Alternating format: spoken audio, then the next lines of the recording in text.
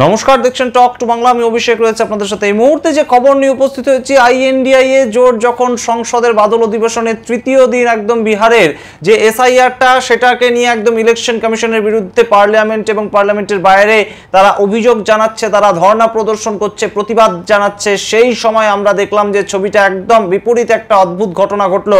সেটা জেডিইউ দলের সাংসদ, বিহারের সাংসদ গিরিধর যাদব, তিনি একদম সরাসরি নীতিশ কুমারের ডান হাত বলেই পরিচিত। তিনি হঠাৎ করে বিহারের যে সামগ্রিক এসআইআরটা সেটাকে নিয়ে আইএনডিআইএ জোটের পাশে দাঁড়ালেন এবং তিনি বললেন যে বিহারের সম্বন্ধে নির্বাচন কমিশনের কোনো ধারণাই নেই। নির্বাচন কমিশন এই যে সম্পূর্ণ এসআইআরটা জারি করেছে বিহারে, তাতে রীতিমতন এই মুহূর্তে তার নিজেরও সমস্যা হচ্ছে এবং কোথাও গিয়ে একদম কোণঠাসা করলেন একদম মোদী সরকারের রেলমন্ত্রীকেই। সামগ্রিকটাই দেখাবো, সামগ্রিকটাই বলবো কি বললেন একদম গিরিধর যাদব, জেডিইউ দলের সাংসদ, এবং এর পেছনে কি কারণ থাকতে পারে, নীতিশ কুমার নতুনভাবে কি ছক করছেন মোদী সরকারের বিরুদ্ধে, সেই সমস্ত খবরের ডিটেলস বলবো আপনাদের। তার আগে অবশ্যই টক টু বাংলা ইউটিউব চ্যানেলটিকে সাবস্ক্রাইব করে দিন এবং অবশ্যই এই ভিডিও শেষ অবধি দেখুন, বেশি বেশি করে শেয়ার করুন এই ভিডিও আপনাদের ফ্রেন্ড সার্কেলে। এই মুহূর্তে আমরা জানি যে একদম জেডিইউ দল কিন্তু আমরা একদম দেখতে পেয়েছি যে নীতিশ কুমার তার মুখ্যমন্ত্রী রয়েছেন, কিন্তু তাদের যে জনপ্রিয়তা সেটা কিন্তু বেশ খানিকটা হ্রাস পেয়েছে এবং ওয়াকফ অ্যামেন্ডমেন্ট বিলটাকে সমর্থন করতে হয়েছিল তাদেরকে জোটের সমীকরণটাকে মাথায় রেখে, এনডিএ সরকারকে যেহেতু তারা সমর্থন করছে সেই সমীকরণটাকে মাথায় রেখে।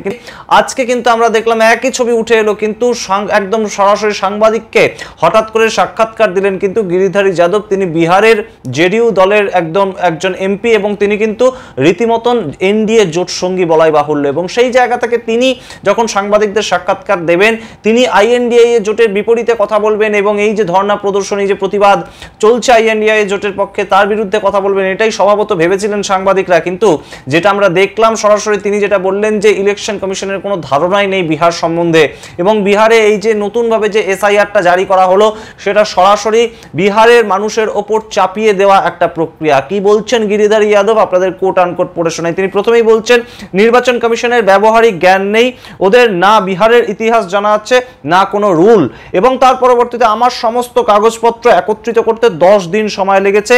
আমার ছেলে আমেরিকা থেকে এসে কিভাবে 1 মাসের মধ্যে ফর্মে সই করে ফর্ম ভরবে এবং নিজের ভোটার তালিকায় নাম তুলবে, অর্থাৎ তার ছেলে আমেরিকায় থাকেন, গিরিধর যাদবের ছেলে, এবং তিনি আমেরিকা থেকে 1 মাসের মধ্যে কিভাবে আসবেন সেটা নিয়েই কিন্তু প্রশ্ন তুলেছেন একদম নির্বাচন কমিশনের যে একটা কার্যক্রম, সম্পূর্ণ ঘটনাটা 1 মাসের মধ্যে ঘটাতে হবে সেটা কিভাবে ঘটতে পারে। এবং এই মুহূর্তে যখন মনসুন সেশন চলছে, অর্থাৎ একদম বর্ষার সময় চলছে, সেটা বিহারে কিন্তু একটা প্লাবনের সৃষ্টি করে। সেই সময় বিভিন্ন মানুষ কিন্তু ঘরবাড়ি ছেড়ে অন্যান্য জেলায় চলে যান, অন্যান্য রাজ্যে চলে যান, সেটা কিন্তু বিহারের প্রতি বছরের ছবি। এবং সেই সময় বিহারে যখন বহু মানুষ বিহার ছেড়ে বাইরে চলে গিয়েছেন, সেই সময় কিভাবে একদম সরাসরি ইলেকশন কমিশন এই ধরনের একটা এসআইআর চাপিয়ে দিতে পারে, 1 মাসের মধ্যে সম্পূর্ণ প্রক্রিয়াটা শেষ করতে হবে, সেটা কিভাবে বলতে পারে।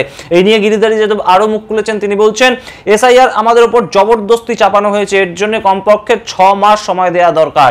এই কথা বলার মাধ্যমে কিন্তু একদম আইএনডিআইএ জোট যে কথাটা বলছে যে কেন হঠাৎ করে বিহার ভোটের আগে একদম এসআইআরটা চাপিয়ে দেওয়া হলো ইলেকশন কমিশনের পক্ষ থেকে, তাহলে এটা কাদের ষড়যন্ত্র? এই প্রশ্ন বারংবার আরজেডি দলের নেতা তেজস্বী যাদব তুলেছেন, কংগ্রেসের নেতা রাহুল গান্ধী তুলেছেন, এবং এইবার কিন্তু একদম গিরিধর যাদব শেষ মোক্ষম যে চালটা দিয়েছেন সেটাতে কিন্তু বোঝাই যাচ্ছে যে এই মুহূর্তে কোথাও গিয়ে এনডিএর তরফ থেকে নীতিশ কুমারের কিন্তু বেশ খানিকটা বিরূপ সম্পর্ক তৈরি হয়েছে এনডিএর সাথে। তার কারণ তিনি বলছেন আমি আমার নিজের কথা বলছি, পার্টি কি বলছে তাতে কিছু যায় আসে না, আমি আমার নিজের কথা বলতে না পারলে আমি কিসের সাংসদ। এবং এই সামগ্রিক প্রসঙ্গটা গিরিধর যাদব যা বললেন তার পরবর্তীতে যে প্রশ্নটা উঠছে যে হঠাৎ করে কেন একজন সাংসদ যিনি একদম শাসক পক্ষের সঙ্গে সম্পৃক্ত তিনি এই ধরনের প্রশ্ন করবেন, এবং তার পরবর্তীতে তিনি একদম সরাসরি রেল নিয়ে একদম প্রশ্ন করেন রেলমন্ত্রী অশ্বিনী বৈষ্ণবকে, এবং তিনি কিন্তু সরাসরি বলেন যে এই সরকার তৈরি করার ক্ষেত্রে জেডিইউ দলেরও অত্যন্ত গুরুত্বপূর্ণ একটা সহায়তা রয়েছে। কিন্তু সেই ক্ষেত্রে আমাদের প্রশ্ন যে বিহারের জন্য ভারতের রেল মন্ত্রক কি করেছে, বিহার থেকে পাটনা থেকে বেঙ্গালুরু যাওয়ার জন্য, বিহার থেকে পাটনা থেকে মুম্বাই যাওয়ার জন্য কোন কোন রেল চালু করেছে অশ্বিনী বৈষ্ণব, সেই প্রশ্ন সরাসরি সংসদের অভ্যন্তরে দাঁড়িয়ে এই গিরিধর যাদব আজকে করেন। সুতরাং এই মুহূর্তে কোথাও একটা সমীকরণ বদলানোর গন্ধ পাচ্ছেন কিন্তু রাজনৈতিক পর্যবেক্ষকরা। তার কারণ ইতিমধ্যেই আপনাদেরকে জানিয়েছি যে ইস্তফা দেওয়ার কথা কিন্তু চলছে নীতিশ কুমারের, এবং নীতিশ কুমারকে আর বিহারের মুখ্যমন্ত্রী রাখতে চাইছে না ভারতীয় জনতা পার্টি, তাকে সরাসরি উপরাষ্ট্রপতির পদে বসানোর একটা ভাবনা চিন্তা চলছে, সেরকমই খবর উঠে আসছে। কিন্তু নীতিশ কুমার তার মুখ্যমন্ত্রীর পদ ছাড়তে কি নারাজ, সেই প্রশ্ন কিন্তু এই মুহূর্তে আরো একবার উঠছে যখন একদম জগদীপ ধনকর রিজাইন দেওয়ার ঠিক একদিনের মাথাতেই তৃতীয় দিন সংসদ বসার পরেই প্রশ্ন তুলছেন জেডিইউ দল, এবং তার সঙ্গে আরেকটা প্রশ্ন উঠছে যে এই এসআইআর থেকে যেভাবে 40 লক্ষ মানুষের নাম নতুনভাবে বাদ যাওয়ার একটা কথা আমরা ইতিমধ্যেই শুনতে পেয়েছি, তার পরিপ্রেক্ষিতে জেডিইউ দলের তো সামগ্রিকভাবে একটা ভোট বাক্সে আঘাত পড়ছে, এবং সেটা নিয়েই কি তারা চিন্তিত? তার কারণ সংখ্যালঘু ভোট অত্যন্ত তাৎপর্যপূর্ণ জেডিইউ দলের কাছে।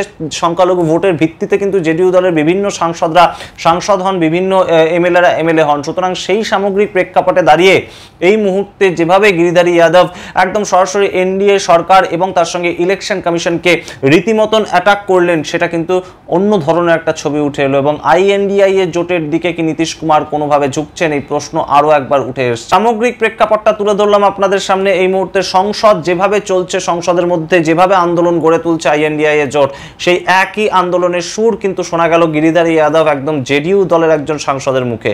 কেন আপনারাই বুঝুন, আপনারা কমেন্ট বক্সে কমেন্ট করুন, এবং অবশ্যই টক টু বাংলার প্রত্যেকটি ভিডিও লাইক কমেন্ট শেয়ার করুন।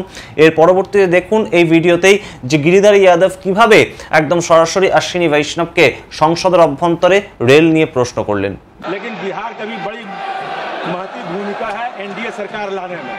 11 साल में माननीय रेल मंत्री जी बताने की कृपा करेंगे, पटना से दिल्ली, पटना से बेंगलोर, पटना से मुंबई कोई ट्रेन चलाया क्या? इतना वेटिंग लिस्ट होने के बावजूद बिहार में कोई ट्रेन माननीय रेल मंत्री जी के द्वारा नहीं दिया गया। माननीय रेल मंत्री जी क्या इन स्थानों के लिए रेलगाड़ी चलाना चाहते हैं क्या?